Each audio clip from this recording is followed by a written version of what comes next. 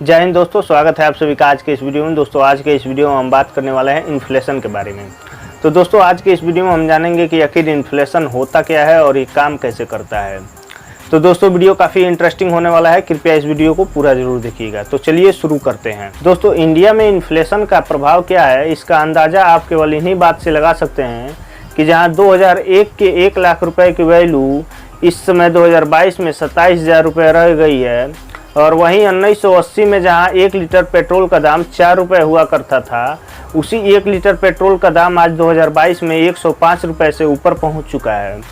और दोस्तों जहां 1980 में 10 ग्राम सोने का दाम 1300 रुपये हुआ करता था, आज उसी 10 ग्राम सोने के लिए 2022 में हमें 50,000 से अधिक मूल्य चुकाना पड़ रहा है। हमें आभार व्यक्त करना चाहिए इन्फ्लेशन का, जिसके वजह से आज हम ज़्यादा पैसे दे करके भी कम सामान खरीद रहे हैं। तो चलिए जानते हैं कि जिस इन्फ्लेशन के आज गली में इतने चर्चे हैं वो चीज़ है क्या। चलिए इन्फ्लेशन को एक एग्जाम्पल के माध्यम से समझते हैं। मान लीजिए पहले आप 10 रुपये में 3 समोसे खरीदते थे, और आज उन्हीं 3 समोसे को खरीदने के लिए आपको 10 रुपये की जगह 20 रुपये खर्च करने पड़ रहे हैं। मतलब कि इन्फ्लेशन वो रेट होता है जिससे करेंसी की वैल्यू नीचे जाती है और आपको सेम सामान खरीदने के लिए ज़्यादा पैसे खर्च करने पड़ते हैं। जब भी इन्फ्लेशन बढ़ता है आपका परचेजिंग पावर कम होने लगता है, यानी कि आप सेम सामान को खरीदने के लिए ज़्यादा पैसा खर्च करते हैं या आपको सेम पैसे में कम सामान मिलने लगता है, और इसी को इन्फ्लेशन कहते हैं। और वहीं जो डेली यूज के सामान हैं उनके प्राइजेस बहुत ज़्यादा बढ़ जाएँ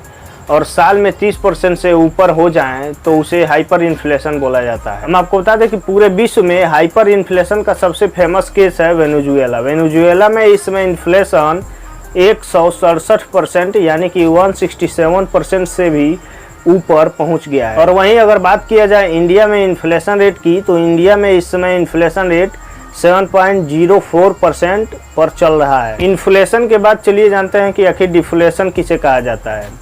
डिफ्लेशन उसे कहा जाता है जब प्रोडक्ट्स के प्राइसेस नीचे गिरने लगते हैं। तो चलिए जानते हैं कि आखिर कैसे पता लगाया जाता है कि इन्फ्लेशन बढ़ा है या घटा है। इंडिया में इन्फ्लेशन कैलकुलेट करने के लिए मेनली 2 तरीके हैं। पहला है होलसेल प्राइस इंडेक्स, दूसरा है कंज्यूमर प्राइस इंडेक्स। सबसे पहले हम लोग बात करते हैं होलसेल प्राइस इंडेक्स के बारे में। होलसेल प्राइस इंडेक्स में होता यह है कि जितने भी प्रोडक्ट होलसेल मार्केट में खरीदे और बेचे जाते हैं उनका एक एवरेज प्राइस निकाला जाता है, और इस इंडेक्स में जितने भी प्रोडक्ट आते हैं उनको 3 कैटेगरी में डाला जाता है। इसमें पहली कैटेगरी आती है primary product category. Primary product category में कुल 102 आइटम्स होते हैं, और दोस्तों प्राइमरी प्रोडक्ट कैटेगरी का परसेंटेज 100% में से 22.62% है। इसमें दूसरा कैटेगरी आता है फ्यूल एंड पावर का। फ्यूल एंड पावर के कैटेगरी में कुल 19 आइटम्स यानी कि 19 आइटम्स मौजूद हैं, और दोस्तों 100% में से इसका परसेंटेज 13.15% है। तीसरी और लास्ट कैटेगरी आती है मैन्युफैक्चर्ड गुड्स की। मैन्युफैक्चर्ड गुड्स की इस कैटेगरी में कुल 555 आइटम्स मौजूद हैं, और दोस्तों इनका परसेंटेज है 64.23% यानी कि 64.23%। Wholesale price index producer level पर या मार्केट लेवल पर इन्फ्लेशन को चेक करता है। इस डाटा को पब्लिश करने का कार्य करता है office of economic adviser, ministry of commerce and industry. Wholesale price index के मेनली 2 क्रिटिसिज्म है। पहला ये कि इसमें केवल गुड्स आते हैं, सर्विसेज नहीं आती हैं,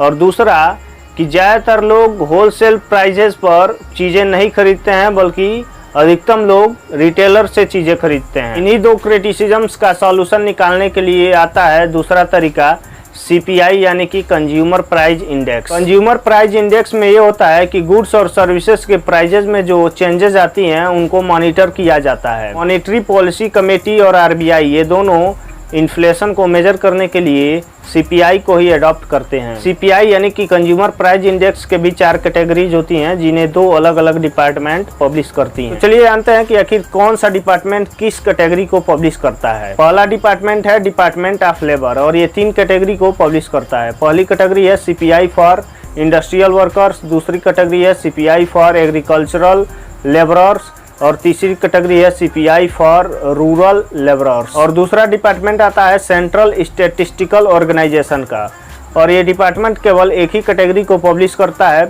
और वो कैटेगरी है CPI for urban non manual employees. एक बात हम आपको बता दें कि इंडिया में इस समय मई 2022 के डाटा के हिसाब से CPI रेट 7.04% है। यहाँ होलसेल प्राइस इंडेक्स प्रोड्यूसर और मार्केट लेवल पर इन्फ्लेशन को चेक करता है, तो वहीं कंज्यूमर प्राइस इंडेक्स कंज्यूमर पर क्या असर पड़ता है, कंज्यूमर के लेवल पर इन्फ्लेशन को चेक करता है। दोनों में ज़्यादा अंतर नहीं है। यदि आप होलसेल प्राइस इंडेक्स में रिटेलर्स मार्जिन और ट्रांसपोर्ट का कॉस्ट ऐड कर देंगे तो आपको CPI मिल जाएगा। चलिए जानते हैं कि इन्फ्लेशन इकोनॉमी के लिए अच्छा होता है या बुरा। इसको समझने के लिए हमें दो सिनेरियो को देखना पड़ेगा, इन्फ्लेशन और डिफ्लेशन। इन्फ्लेशन में कंज्यूमर एक्सेप्ट करेंगे कि चीज़ों की प्राइस बढ़ने वाली है, तो वे सोचेंगे कि उनको बाद में आगे चलकर उसी सामान को अधिक रुपए देकर के न खरीदना पड़े, इसीलिए वो उस प्रोडक्ट को वो पहले से ही खरीद कर रख लेंगे।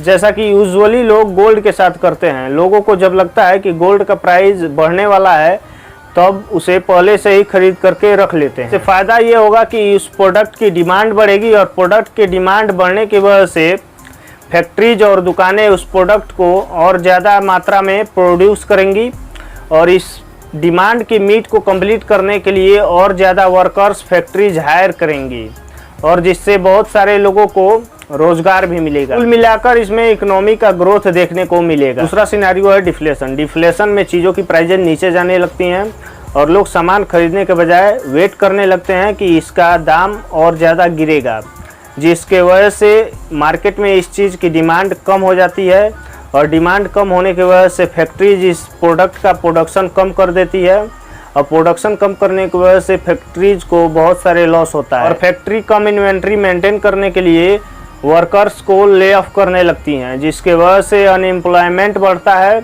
और प्रोडक्ट का प्राइस कम होने के बजाय भी लोगों के पास पैसे नहीं होते हैं कि वो उस प्रोडक्ट को खरीद सकें। तो दोस्तों आज का ये वीडियो यहीं पे समाप्त होता है। वीडियो अगर अच्छा लगा हो तो वीडियो को लाइक करें, शेयर करें और चैनल को सब्सक्राइब जरूर करें। जय हिंद, जय भारत।